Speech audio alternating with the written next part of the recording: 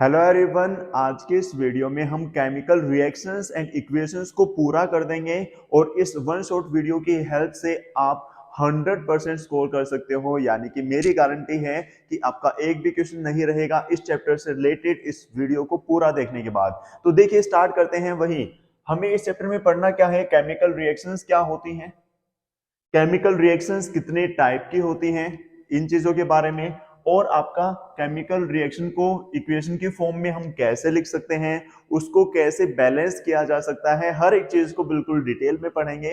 तो वही most of the substance around us undergoes various changes, कि हमारे आसपास जो सब्सटेंस है उनके अंदर चेंज होते रहते हैं। जैसे आपने पानी देखा होगा, अगर आप उसको फ्रीजर में रख दोगे तो बर्फ जम जाएगी, उसको बाहर निकालोगे पानी में कन्वर्ट हो जाएगा, उसको अगर गैस पर रख दोगे और उबाले जाओगे तो वो बॉयल हो जाएगा। यानी कि है तो पानी, उसकी हमने इतनी चीजें देख ली। तो वही उसके अंदर हमने क्या देखा है, फिजिकल चेंज देखा है। क्या देखा है, यानी कि देखने में वो चेंज हो गया, लेकिन कई चीजें ऐसी होती हैं जो देखने में तो वैसे ही रहती हैं, लेकिन केमिकली वो थोड़ी क्या हो जाती है, चेंज हो जाती है। तो हर एक चीज को बिल्कुल मतलब स्टार्ट से देखेंगे तो वही कि कुछ एक जो सब्सटेंस है वो टेम्परेरी टाइम के लिए चेंज हो जाते हैं, तो उनको ही क्या कहा जाता है, फिजिकल चेंज। जैसे मैंने क्या किया, पानी से बर्फ बनाई, अब उस बर्फ को पिघला दिया, अगेन क्या हो गया, पानी बन गया। तो कुछ टेम्परेरी, कुछ थोड़े टाइम के लिए मैंने चेंज किया था, वही चीज। वही नेक्स्ट आपका in certain other changes the new substance form in which the reactant और the parent loses its identity to form new substance called product, कि जब रिएक्ट करके एक नई चीज बन जाए जिसकी प्रॉपर्टी बिल्कुल अलग है, उसको क्या कहा जाता है, प्रोडक्ट कहा जाता है। और वही रिएक्टेंट का प्रोडक्ट में चेंज होना ही एक केमिकल रिएक्शन होती है। इस पूरी प्रोसेस को क्या कहा जाता है, केमिकल रिएक्शन। वही chemical reaction is the process by which two और more substance react with each other to form new substance with different property, कि दो या दो से ज्यादा सब्सटेंस मिलकर एक नया सब्सटेंस बना लेते हैं। तो इसी को क्या कहा जाता है, इस प्रोसेस को ही क्या कहा जाता है, केमिकल रिएक्शन। क्या कहा जाएगा, केमिकल रिएक्शन। तो वही these are the following changes, क्या क्या चेंज हो सकते हैं केमिकल रिएक्शन में। या तो उसकी स्टेट चेंज हो जाएगी, भी सॉलिड लिक्विड गैस ऐसे चेंज हो सकती हैं। दूसरा चेंज क्या हो सकता है, उसका कलर चेंज हो सकता है। जिसे आप कई रिएक्शंस कराते हैं, जब आप केमिस्ट्री लैब में जाएंगे तो रिएक्शंस होती हैं, तो उससे कलर चेंज हो जाता है। भाई कोई सॉल्यूशन है वो पिंक कलर का हो गया, पर्पल कलर का हो गया, तो चेंज इन कलर भी हो जाता है। नेक्स्ट आपका इवोल्यूशन ऑफ गैस, भाई गैस आपकी इवोल्व भी हो सकती है, या फिर गैस मतलब जो हीट है या गैस है वो आपकी बाहर निकल सकती है। नेक्स्ट आपका चेंज इन टेम्परेचर, टेम्परेचर भी चेंज हो जाता है, किसी में टेम्परेचर बढ़ जाएगा और किसी में टेम्परेचर डिक्रीज हो जाएगा। तो क्या क्या चेंजेस आपके, जनरली चार चेंज होते हैं। पहला तो उसकी स्टेट में चेंज होना, दूसरा उसका कलर में चेंज होना, तीसरा उसका मतलब जो गैस है उसका इवोल्व होना, बाहर निकलना, और फोर्थ क्या है आपका, टेम्परेचर में, तापमान में चेंज होना, इंक्रीज भी हो सकता है आपका और डिक्रीज भी हो सकता है। नेक्स्ट है केमिकल इक्वेशन। वही अ chemical equation is the symbolic representation, भाई सिंबल्स की फॉर्म में जो चीज हम लिखते हैं। भाई एक रिएक्शन हो गई तो उसको पूरा थोड़ी ना लिखेंगे, भाई कार्बन डाइऑक्साइड है इसके साथ रिएक्ट किया और ये बनाया, नहीं, उसके सिंबल्स को लिखा जाता है। तो उस सिंबॉलिक रिप्रेजेंटेशन को ही क्या कहा जाता है, chemical equation. A chemical equation is the symbolic representation of a chemical reaction in the form of symbols, या फिर फॉर्मूले कह सकते हैं, where in the reactant entities are given on the left, कि जो रिएक्टेंट है वो आपके लेफ्ट में होते हैं और जो प्रोडक्ट है वो किस में होते हैं, राइट में। देखो ये रिएक्टेंट्स हैं, तो जो रिएक्टेंट्स हैं ये आपके रिएक्ट होकर क्या बना लेंगे, प्रोडक्ट। तो रिएक्टेंट्स को लेफ्ट हैंड साइड लिखा जाता है और प्रोडक्ट्स को आपका राइट हैंड साइड लिखा जाता है। जैसे आपका वही मैग्नीशियम और ऑक्सीजन रिएक्ट होकर क्या बन गया, मैग्नीशियम ऑक्साइड। क्या बन गया भाई, मैग्नीशियम ऑक्साइड बन गया। अब इसको हम क्या कर सकते हैं, बैलेंस भी कर सकते हैं। देखो ऑक्सीजन यहां पर दो है लेकिन यहां तो एक ही है, तो आगे क्या लगा दिया, दो। अब मैग्नीशियम भी क्या हो गया, दो हो गए, तो इसलिए इसके आगे भी क्या लिख देंगे, दो। क्लियर है? ये अकेला जो है एटम और ये दो इसके क्या हो गए, मॉलिक्यूल हो गए। इसको भी हम आगे पढ़ेंगे। वही बैलेंस्ड केमिकल इक्वेशन क्या होती है, जिसमें जितने रिएक्टेंट में हो उतने ही क्या होने चाहिए प्रोडक्ट में। जितने आपके एटम रिएक्टेंट में हैं उतने ही उस चीज के एटम आपके कहां होने चाहिए, प्रोडक्ट में होने चाहिए। तो वही the chemical equation that shows the chemical reaction needs to be balanced. A balanced chemical equation occurs when the number of the atom involved in the reactant side is equal to the number of atom in the product side। कि जो आपके reactant side हैं उसमें जो number of atom हैं वो बराबर होंगे किसके, number of atom in product side। जैसे जिंक, जिंक यहाँ पर एक है तो यहाँ पर भी एक, यहाँ पर सल्फर एक है तो यहाँ पर भी क्या होगा, एक होगा। यहाँ पर जैसे आपका हाइड्रोजन दो हैं तो यहाँ भी क्या हो गए, दो। और ऑक्सीजन चार है तो यहाँ भी ऑक्सीजन कितने हैं आपके, चार। तो ये आपकी एक क्या है, बैलेंस्ड केमिकल इक्वेशन है। क्या है, बैलेंस्ड केमिकल इक्वेशन। अगर नहीं होती तो हम क्या कर सकते हैं, उसको बैलेंस कर सकते हैं चीजें लगाकर। क्लियर है? आगे देखिए भाई, मैंने आपको स्टार्टिंग में ही कहा था कि आपकी जो रिएक्शंस हैं बहुत ज्यादा टाइप के होते हैं। तो सबसे पहला आएगा आपका कॉम्बिनेशन रिएक्शन। तो कॉम्बिनेशन नाम से ही पता चल रहा है आपको, कंबाइन होना, नाम से ही पता चला कंबाइन होना, यानी कि दो या दो से ज्यादा चीजें कंबाइन होकर एक नई चीज बन जाए तो उसी को क्या कहा जाता है, आपका कॉम्बिनेशन रिएक्शन कहा जाएगा। क्या कहा जाएगा, कॉम्बिनेशन रिएक्शन। तो वही such a reaction in which a single product is form from two और मोर रिएक्टेंट। दो या दो से ज्यादा रिएक्टेंट मिलकर एक नया प्रोडक्ट जब बनाते हैं तो उस रिएक्शन को कहा जाएगा आपका कॉम्बिनेशन रिएक्शन। जैसे आपका CaO प्लस वाटर रिएक्ट होकर क्या बनाया, CaOH ट्वाइस। तो आपका क्या रिएक्टेंट कितने हैं, दो, लेकिन प्रोडक्ट कितना बना है, सिर्फ एक। तो इसी को क्या कहा जाएगा, कॉम्बिनेशन। यानी कि चीजें जो हैं वो क्या हो गई, कंबाइन हो गई। क्या हो गई, कंबाइन। वही कैल्शियम ऑक्साइड आपका वाटर के साथ रिएक्ट करके क्या बना लिया, स्लेक लाइम। ये क्या होता है, स्लेक लाइम। क्लियर है? ऐसे ही स्लेक लाइम कार्बन डाइऑक्साइड से मिलकर क्या कैल्शियम कार्बोनेट बना लेगा प्लस वाटर रिलीज कर देगा। तो पहली रिएक्शन आपकी हो गई। पहले में क्या था, चीजें क्या होती हैं, कंबाइन होती हैं। दो या दो से ज्यादा जब चीजें मिल जाती हैं तो वो कंबाइन होकर एक नया प्रोडक्ट बना लेती हैं। तो वही इस चीज के बारे में लिख रखा है। क्या, कैल्शियम ऑक्साइड जो है आपका रिएक्ट करके वाटर के साथ क्या बना लेता है, स्लेक लाइम। नेक्स्ट आपका a solution of slack lime produced by the reaction is used for white washing. तो इस स्लेक लाइम को किस लिए यूज किया जाता है, व्हाइट वॉशिंग। जो घरों में दीवारें होती हैं उस पर व्हाइट वॉश, जिसको सफेदी कहा जाता है, वहां पर यूज होता है। Calcium hydroxide react slowly with the carbon dioxide in air to form thin layer of calcium carbonate on the walls. इससे कैल्शियम कार्बोनेट की लेयर बन जाती है जब ये कार्बन डाइऑक्साइड के साथ रिएक्ट करता है।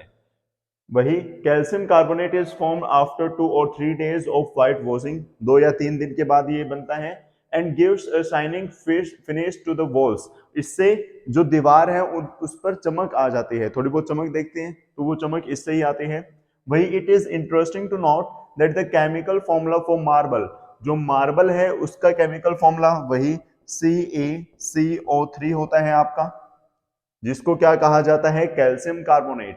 क्या कहा जाता है इसको, कैल्शियम कार्बोनेट कहा जाएगा। नेक्स्ट वही बर्निंग ऑफ कोल, जब कोल ऑक्सीजन के साथ रिएक्ट करेगा तो क्या बना लेगा, carbon dioxide. Next formation of water, जब हाइड्रोजन ऑक्सीजन के साथ रिएक्ट करेगा वाटर। तो वही देखो रिएक्टेंट दो हैं, प्रोडक्ट एक है। अगर रिएक्टेंट दो हो या दो से ज्यादा हो और प्रोडक्ट एक बन रहा हो तो उसको कॉम्बिनेशन रिएक्शन कहा जाता है। क्या कहा जाता है, कॉम्बिनेशन रिएक्शन। ऐसे ही वाटर का फॉर्मेशन, ऐसे ही ये कर लोगे भाई। अब एक आपकी आती है एक्सोथर्मिक। क्या, एक्सोथर्मिक, एक्सोथर्मिक।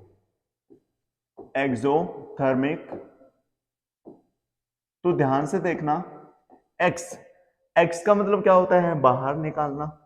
एक्स का मतलब क्या होता है, बाहर निकालना। तो थर्म बोले तो हीट, तो एक ऐसे रिएक्शन जिसमें हीट को बाहर निकाल दिया जाए, एक ऐसे रिएक्शन जिसमें हीट को बाहर निकाल दिया जाए उसको क्या कहा जाएगा? एक्सोथर्मिक रिएक्शन, यानी कि जिसमें हीट इवॉल्व होती है, बाहर निकलती है। An exothermic process releases heat, जो हीट को क्या करे? रिलीज करे। And causes the temperature of the immediate surrounding to rise, और जिससे उसके सराउंडिंग का जो टेम्परेचर है वो बढ़ जाता है।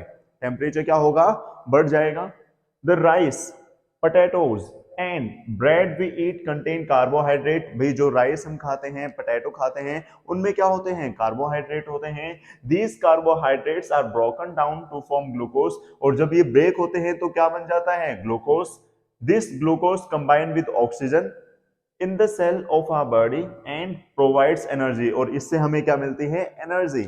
वही the special name of this reaction is respiration, और इस प्रोसेस को, इस रिएक्शन को क्या कहा जाता है? Respiration in an exothermic reaction. तो जो रेस्पिरेशन है वो क्या है? एक्सोथर्मिक रिएक्शन, जिससे हीट निकलती है, यानी कि जो एनर्जी है वो निकलती है, और उस एनर्जी का हम यूज करते हैं और फिर जो भी आपकी लाइफ एक्टिविटीज हैं उनको करते हैं। तो वही ग्लूकोज ऑक्सीजन की प्रेजेंस में क्या बन जाएगा? कार्बन डाइऑक्साइड, जो हम एक्सहेल करते हैं, वाटर यूज कर लिया जाता है, और एनर्जी भी आपकी यूज कर ली जाती है। क्लियर है? एंडोथर्मिक रिएक्शन क्या होता है? जिसमें हमें हीट देनी पड़े, जिसमें हीट हमें क्या देनी पड़े, उसको क्या? Endothermic. An endothermic process absorb heat, heat को एब्जॉर्ब कर लेती है और सराउंडिंग को क्या कर देती है? कूल। लेकिन एक्सोथर्मिक रिएक्शन क्या कर रही थी? सराउंडिंग का टेम्परेचर बढ़ा रही थी, उसको हॉट कर रही थी। लेकिन यहां पर एंडोथर्मिक सराउंडिंग के टेम्परेचर, क्योंकि हीट को एब्जॉर्ब कर लिया तो सराउंडिंग क्या हो जाएगी? कूल हो जाएगी। जिससे मान लो आपका हाथ जल गया, आप क्या करते हो? हवा फेंकते हो या मतलब एब्जॉर्ब करते हो? अगर आप यूं करोगे, हवा को एब्जॉर्ब करोगे, तो क्या होता है? आपने फील किया होगा, रिलीफ मिलता है, ठंडा ठंडा लगता है। तो वही सराउंडिंग जो है वो कूल हो जाती है। किसमें? एक एंडोथर्मिक रिएक्शन में। ये एक रिएक्शन नहीं होती, मैं आपको जस्ट समझाने के लिए एक एग्जांपल दिया। The decomposition of vegetable matter into composed is also, ये भी एक एग्जांपल है किसका? एंडोथर्मिक रिएक्शन का। नेक्स्ट आपका क्या? Decomposition reaction. डीकंपोजिशन रिएक्शन, तो डीकंपोजिशन रिएक्शन क्या होता है? डिकम्पोज करना, चीजों को क्या करना? डिकम्पोज। डिकम्पोज का मतलब होता है तोड़ना। आपका कॉम्बिनेशन रिएक्शन का मतलब क्या था? जोड़ना। और आपका जो डीकंपोजिशन रिएक्शन है उसका मतलब हो जाएगा तोड़ना। यानी कि जब हम एक रिएक्टेंट से दो या दो से ज्यादा प्रोडक्ट ऑब्टेन करते हैं, उन रिएक्शंस को क्या कहा जाता है? आपका डीकंपोजिशन रिएक्शन। क्या कहा जाएगा? डीकंपोजिशन रिएक्शन कहा जाएगा जिन रिएक्शंस में एक रिएक्टेंट ब्रेक होकर दो या दो से ज्यादा क्या बना लेता है? प्रोडक्ट बना लेता है। वही जैसे FeSO4 फेरस सल्फेट है, तो जब फेरस सल्फेट FeSO4 को हमने हीट किया तो हमें क्या क्या मिलेगा? वही Fe2O3 ferric oxide plus sulphur dioxide plus SO3। तो हमने एक चीज को हीट किया, एक रिएक्टेंट है हमारे पास, लेकिन प्रोडक्ट दो से ज्यादा हो गई।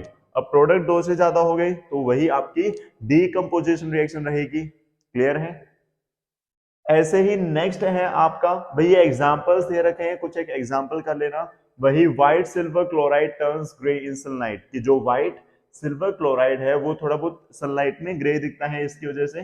This is due to the decomposition of silver chloride into silver and chlorine by light. Decompose हो जाता है, टूट जाता है अलग अलग। ये इसका एग्जांपल है। नेक्स्ट है डिस्प्लेसमेंट रिएक्शन। डिस्प्लेसमेंट रिएक्शन क्या होता है? चीजें डिस्प्लेस होना। भाई एक बहुत ज्यादा रिएक्टिव मेटल आया या एलिमेंट आया, उसने कम रिएक्टिव वाले को भगा दिया, चल निकल यहां से। मान लो एक रूम है, दो हट्टे कट्टे, मतलब एक हट्टा कट्टा बिल्कुल अच्छा स्टूडेंट है और एक बिल्कुल दुबला पतला सा है, तो जो हट्टा कट्टा है उसको भगा सकता है, चल यहां से। ऐसा ही होगा। तो ऐसे ही रिएक्शंस में भी जो ज्यादा रिएक्टिव है वो कम रिएक्टिव को निकाल देता है, डिस्प्लेस कर देता है, निकाल देता है, चल भाई यहां से चला जा। ठीक? एक मोस्ट रिएक्टिव, ज्यादा रिएक्टिव एलिमेंट कम रिएक्टिव एलिमेंट को डिस्प्लेस कर देता है, निकाल देता है, उसकी जगह ले लेता है। डिस्प्लेस का मतलब उसका जगह धारण कर लेना, वही। Displacement reaction is a chemical reaction in which a more reactive element displaces a less reactive element, की जो ज्यादा reactive element है वो कम reactive element को displace कर देता है, निकाल देता है। वही रिएक्शन जो है जैसे FeCSO4 आयरन और CSO4 है, तो ये रिएक्ट करेंगे तो जो आयरन है वो कॉपर से ज्यादा रिएक्टिव होता है, तो ये इसको डिस्प्लेस करेगा यानी कि खुद यहां आ जाएगा और इसको यहां से बाहर निकाल देगा। तो क्या बन गया, FeSO4 प्लस में ये अलग से निकल गया तो कॉपर सॉलिड अलग से निकल जाएगा। तो वही जो आयरन है वो कॉपर से ज्यादा रिएक्टिव है तो ये इसको डिस्प्लेस कर देगा, मतलब बाहर निकाल देगा और खुद उसकी जगह ले लेगा। तो यही आपका एक एग्जाम्पल हो गया। नेक्स्ट एग्जाम्पल भी आप कर सकते हैं, लेड कॉपर से ज्यादा रिएक्टिव है तो इसको क्या कर देगा, डिस्प्लेस कर देगा। Next double displacement reaction. अब डबल डिस्प्लेसमेंट का मतलब क्या है, यहां पर तो देखो एक ही चीज डिस्प्लेस हुई, अगर दो चीज डिस्प्लेस हो जाए, दो चीजें कैसे डिस्प्लेस होंगी, वही a double displacement reaction also known as a double replacement reaction और metathesis is a type of reaction where two compound react and the positive ion and the negative ion of the two reactants switch places, वो अपने places को switch कर लेते हैं। देखिए यहां पर ये है, तो ये आपका क्या हुआ इंटरचेंज, भाई यहां पर Na था, यहां पर लिख लेना Na, तो Na2SO4, तो Na और Ba ये आपस में क्या हो गए, इंटरचेंज हो गए, ये क्लोरीन ये सारी चीजें एज इट इज हैं, हो जाएगा। उसके बाद है नेक्स्ट रेडॉक्स रिएक्शन। तो रेडॉक्स मैंने पहले ही बता रखा है कि हर वर्ड में उसका मीनिंग होता है। तो रेडॉक्स दो चीजों से मिलके बना है, एक तो रेड और एक ऑक्स। तो रेड का मतलब क्या होता है, रिडक्शन, और ऑक्स से क्या बनेगा आपका, ऑक्सीडेशन। ऑक्स से क्या बनेगा भाई, ऑक्सीडेशन। तो जिसमें रिडक्शन और ऑक्सीडेशन दोनों रिएक्शन हो जाए, एक ऐसे रिएक्शन जिसमें ऑक्सीडेशन भी हो जाए और रिडक्शन भी हो जाए। अब आप कहोगे सर ऑक्सीडेशन और रिडक्शन रिएक्शन क्या होती हैं, तो एक ऐसे रिएक्शन जिसमें ऑक्सीजन तो क्या होता है, ऐड होता है, ऑक्सीजन क्या होता है, ऐड, और हाइड्रोजन क्या होता है, रिमूव। ऑक्सीजन अगर ऐड हो जाए और हाइड्रोजन रिमूव हो जाए तो ऑक्सीडेशन रिएक्शन कहलाएगी। और जिस रिएक्शन में आपका हाइड्रोजन ऐड हो जाए या फिर ऑक्सीजन रिमूव हो जाए उस रिएक्शन को क्या कहा जाता है, रिडक्शन। और जिसमें ये दोनों हो जाए उसको क्या कहा जाता है, रेडॉक्स रिएक्शन। क्या कहा जाएगा, रेडॉक्स रिएक्शन। तो एक ऐसी रिएक्शन जिसमें ऑक्सीजन ऐड होती है और हाइड्रोजन रिमूव होती है उसको तो ऑक्सीडेशन रिएक्शन कहा जाता है। नाम से पता चल रहा है ऑक्सीजन जिसमें ऐड हो जाए, रिडक्शन में क्या होगा आपका, हाइड्रोजन तो ऐड होगा और ऑक्सीजन क्या हो जाएगा, रिमूव। तो ये इसके मतलब दोनों को मिलाएंगे तो क्या बन जाएगी आपकी, रेडॉक्स रिएक्शन बन जाएगी। तो वही an oxidation reduction reaction is a type of chemical reaction that involves a transfer of electron between two species, यानी कि इलेक्ट्रॉन्स का ट्रांसफर हो जाए दो स्पीसीज में। An oxidation reduction reaction is any chemical reaction in which the oxidation number of a molecule, atom or ion changes by gaining or losing an electron। वही gaining और losing electron से बने। Next आपका वही oxidation, the process involve gain of oxygen और loss of hydrogen. मैंने आपको बताया ऐसे ही रिडक्शन में आपका gain of hydrogen and loss of oxygen हो जाएगा। जैसे CuO प्लस ये, भाई ऑक्सीजन ये डिस्प्लेस हो गया तो ये आपकी पूरी रिएक्शन क्या होगी, ये आपकी हो जाएगी एक रेडॉक्स रिएक्शन का एग्जांपल। ऑक्सीडाइजिंग एजेंट और रिड्यूसिंग एजेंट, एजेंट क्या होता है, जैसे दलाल, मतलब जो किसी काम को कराने में हेल्प करते हैं, क्या करते हैं, सिर्फ हेल्प करते हैं। तो ऐसे ही जो ऑक्सीडेशन कराने में हेल्प करे उनको क्या कहा जाएगा, ऑक्सीडाइजिंग एजेंट, और जो रिडक्शन कराने में हेल्प करे उनको क्या कहा जाएगा, रिड्यूसिंग एजेंट। क्या कहा जाएगा, रिड्यूसिंग एजेंट। तो जो ऑक्सीडेशन में हेल्प करे ऑक्सीडाइजिंग एजेंट, जो रिडक्शन में हेल्प करे रिड्यूसिंग एजेंट। क्लियर है। तो वही it is the substance which gives oxygen, जो ऑक्सीजन देता है या हाइड्रोजन गेन कर लेता है, उसको क्या कहा जाता है? Oxidising agent. ऐसे ही आपका रिडक्शन हो जाएगा। कोरोजन, वही the process of slow conversion of metals into their undesirable compound. जैसे आपका आयरन है, आयरन बिल्कुल मतलब जैसे ठीक है, लेकिन कुछ टाइम बाद उस पर रस्ट लगना स्टार्ट हो जाता है, जंग लगना स्टार्ट हो जाता है। क्यों? आयरन है, Fe। अगर आपने पढ़ा कि ये रिएक्टिव होता है, रिएक्टिव है तो इसको क्या चाहिए? मॉइस्चर अगर होगा, एयर होगी, तो उसके साथ रिएक्शन करके एक नया कंपाउंड बना लेगा, और जो नया कंपाउंड हो उसी को क्या कहा जाता है? रस्ट कहा जाता है। तो इसलिए आयरन वगैरह को पेंट किया जाता है रस्ट से बचाने के लिए। तो वही चीज इसने कहा, the process of slow conversion of metals into their undesirable compounds due to their reaction with, या तो ऑक्सीजन के साथ या वाटर के साथ या एसिड के साथ या गैस के साथ, अगर इनके साथ रिएक्ट करते हैं तो एक अलग ही चीज बना लेते हैं जिसकी हमें जरूरत भी नहीं होती। तो उसी चीज को क्या कहा जाता है? कोरोजन कहा जाता है।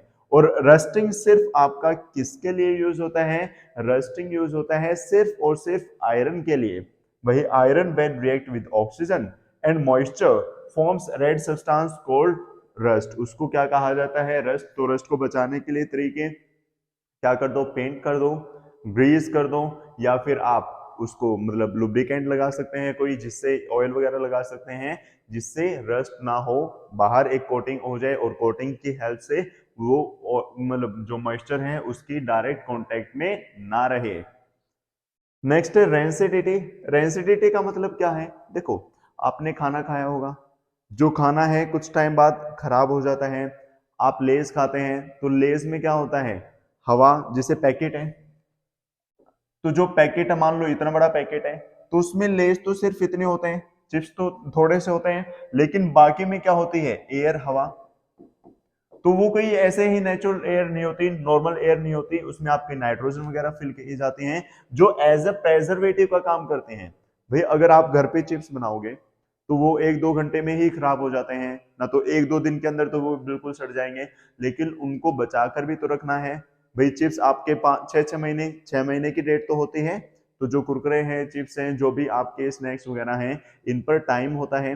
भाई 6 महीने तक हम इनको यूज करते हैं, तो उनमें प्रेजर्वेटिव या गैस मतलब ऐसी चीजें डाली जाएंगी जो मॉइस्चर ना आ पाए उसमें और रिएक्शन ना कर पाए। अगर कोई पैकेट है, लेस का, चिप्स का पैकेट है, अगर वो फटा हुआ है, उसमें हवा नहीं है, तो उसको परचेज नहीं करना चाहिए, क्योंकि उसके चिप्स खराब हो जाते हैं। खराब क्यों होते हैं? हवा का कांटेक्ट होता है, हवा के कांटेक्ट की वजह से क्या होता है? वो खराब हो जाते हैं। तो क्लियर है? वही the taste and order of food material containing fat and oil changes when they are left exposure to air, कि जब ज्यादा टाइम के लिए हवा में खाना रहता है तो वो खराब हो जाता है। तो वही दिस इज कॉल्ड रेंसिडिटी। इसी को क्या कहा जाता है? खाना खराब होने को रेंसिडिटी कहा जाता है। It is caused due to oxidation of fat. Fat का क्या हो जाता है? Oxidation. And oil present in food material. वही it can be prevented by using various method. अलग अलग मेथड यूज किए जाते हैं एंटीऑक्सीडेंट वगैरह डालकर। वही storing food in air tight container, जैसे बिस्किट वगैरह है, स्टार्टिंग में खाते हैं ठीक, लेकिन अगर कुछ टाइम के लिए रखे रहेंगे तो वो भी थोड़े सॉफ्ट हो जाते हैं, तो वो भी किसकी वजह से? रेंसिडिटी की वजह से। तो उम्मीद है ये चैप्टर आपको अच्छे से समझ में आया होगा। तो अगर आपको अच्छा लगा तो वीडियो को लाइक करें, कमेंट करके बताएं। अगर आपको कोई भी डाउट है, वीडियो को ज़्यादा से ज़्यादा शेयर करें, और अगर आप चैनल पर नए हैं तो चैनल को सब्सक्राइब करना ना भूलें। तो मिलते हैं नेक्स्ट वीडियो में। Till then bye, take care, have a nice